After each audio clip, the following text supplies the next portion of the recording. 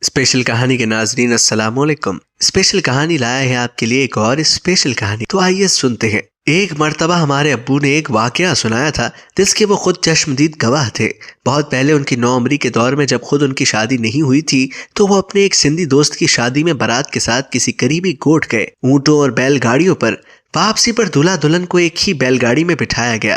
دلہن کافی کھلے اور گھیردار کپڑوں کے ساتھ ایک بڑی سی چادر اجرک میں لپٹی ہوئی تھی۔ وہ بہت بے چین اور مضطرب معلوم ہو رہی تھی اور بار بار پہلو بدل رہی تھی۔ پوچھنے پر اس نے بتایا کہ اس کی کمر پر کوئی چیز حرکت کرتی ہوئی محسوس ہو رہی ہے۔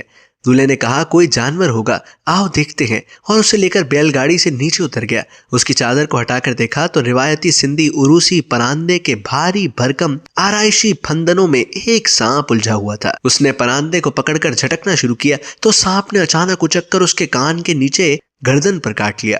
دولہا نیچے زمین پر گر کر تڑپنے لگا اور موقع پر ہی دم توڑ گیا۔ اسی اثنا میں باقی لوگ بھی اکٹھا ہو گئے تھے۔ انہوں نے سانپ کو پکڑ کر مار دیا اور دلہن کو وہیں سے واپس اس کے گھر روانہ کر دیا۔ اور یہ سب لوگ جو بہت ہنستے گاتے راستے بھر دھوم مچاتے گئے تھے، روتے پیٹتے دلہے کی لاش کے ساتھ واپس آئے۔ گاؤں بھر میں کوہرام مچ گیا، ہر آنکھ اشک بار تھی۔ مدتوں سانحہ کے اثرات سبھی کے دل و دماغ پر چھائے رہے۔ پھر اس کے بہت عرصے بعد اسی علاقے میں آس پاس کے کسی گوٹھ میں پھر ایک عجیب دل خراش واقعہ پیش آیا۔